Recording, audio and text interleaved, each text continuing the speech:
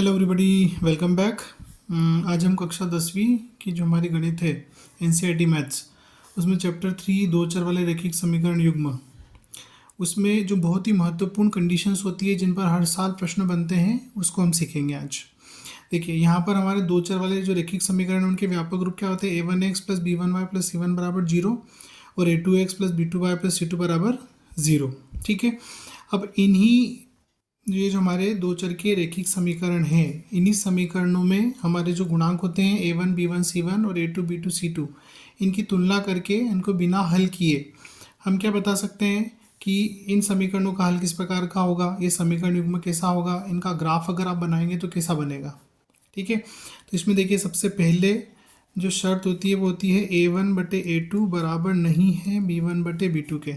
अगर ऐसा होता है, आप जो दिए गए समीकरण है उनकी तुलना करते हैं, उनके गुणांकों की a1 a2 और b1 b2 की, अगर उन दोनों की तुलना करने पर इस प्रकार से आपको वैल्यू मिलती है कि a1/a2 बराबर नहीं मिलता है b1/b2 के, तो जो हल होता है वो अद्वितीय प्रकार का होता है।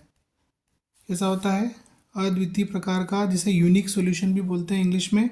मतलब केवल एक हल मिलता है, केवल एक हल।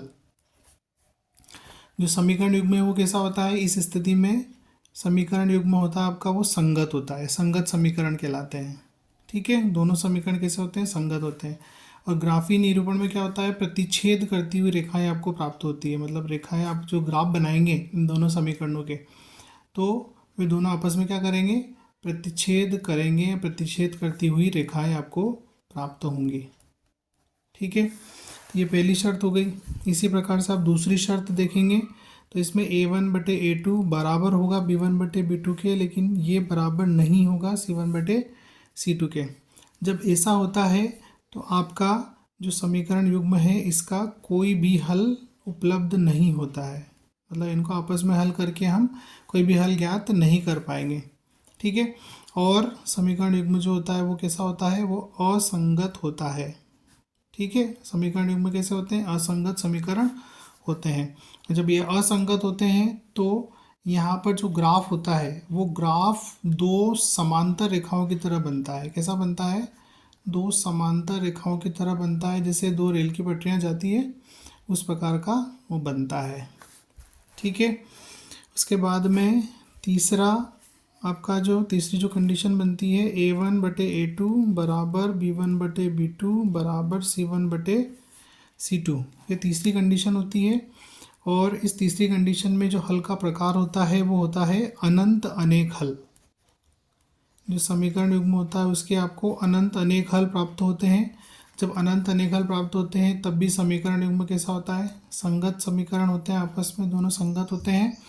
और यहाँ पर जो रेखाएं बनती है, जब आप ग्राफ बनाएंगे इन दोनों का, तो ग्राफ बनाने पर आपकी जो रेखा है वो कैसी बनेगी? संपाती बनेगी, संपाती रेखाएं बनेगी। संपाती का मतलब है कि जो दोनों रेखाएं बनेगी इन दोनों समीकरणों से वो एक दूसरे के ऊपर बनेगी।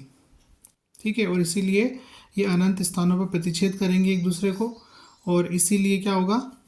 इसके अनंत अनेक हल उपलब्ध होंगे। तो आशा करता हूँ आपको समझ आया होगा।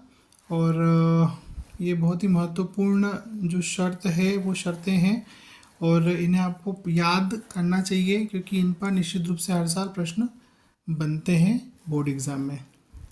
तो वीडियो को लाइक करें, चैनल को सब्सक्राइब करें, मुझे सपोर्ट करें। Thank you.